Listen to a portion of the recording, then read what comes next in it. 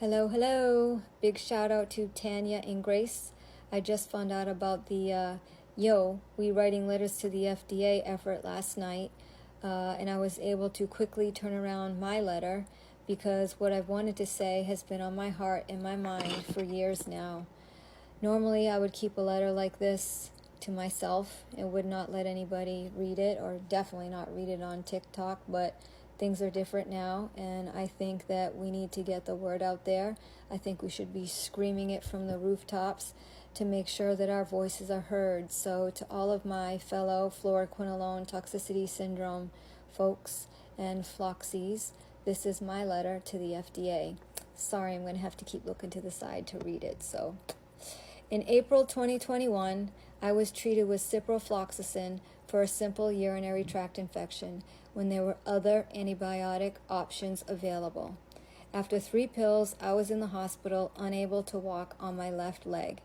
As someone who rarely got sick, I became a frequent flyer in the hospital and doctor's offices due to my debilitating constellation of symptoms that only worsened after I stopped taking the antibiotic. 5 months after taking ciprofloxacin, I weighed 60 pounds and was put on hospice for 9 months. By some miracle, I survived and transitioned to palliative care, which I am still currently on. I am totally debilitated and unable to walk or work or take care of myself. I require 24/7 care since September 2021. I can only take a few steps with a walker, and I'm permanently in a wheelchair. I have spent hundreds of thousands of dollars on personal care and medical expenses, draining my entire life savings and putting myself in financial peril just to survive. My quality of life is terrible. I can't perform normal daily functions and am completely dependent on others for my survival. My life and health has been stolen from me, and this is the same story for the millions of other people who have been negatively affected by fluoroquinolones. There are 4 issues that I see here. 1. Doctors are not following the guidelines of prescribing fluoroquinolone antibiotics as last resort, either through lack of knowledge, ignorance, or total disregard for the regulation. For example, when I discussed with my doctor the black box warning label, I was told it was impossible for me to get sick from ciprofloxacin, as it is safe and effective for UTIs, and the office would continue to prescribe it. Do medical prescribers have the option to ignore FDA guidelines without any consequences? I guess so. 2. When someone becomes negatively affected by a fluoroquinolone, the guidelines are to reach out to their doctor for help. When people reach out for that assistance, the doctors don't know what to do.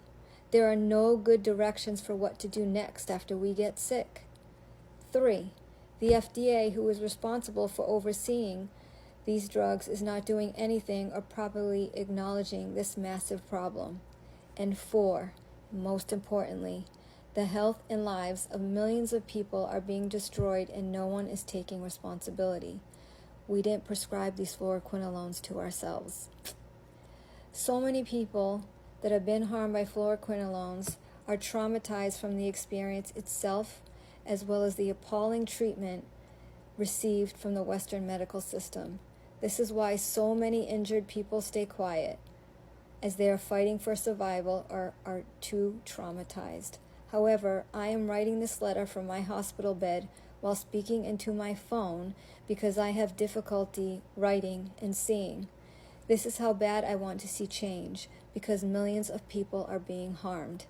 When the Johnson & Johnson COVID vaccine was being rolled out, it was put on hold due to 15 people that developed blood clots, and yet fluoroquinolones are still being prescribed as first line, resulting in the disablement of millions of people. Why?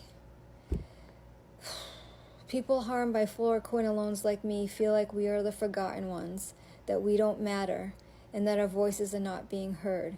However, when there is a growing noise that you don't address it just gets louder.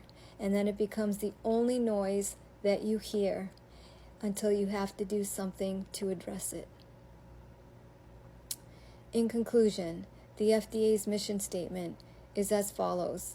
The Food and Drug Administration is responsible for protecting the public health by ensuring the safety, efficacy, and security of human and veterinary drugs, blah, blah, blah.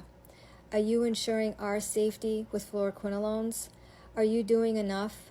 If the solution is publishing a black box warning label to absolve the FDA from its culpability in this alarming health crisis, then the answer is a resounding no.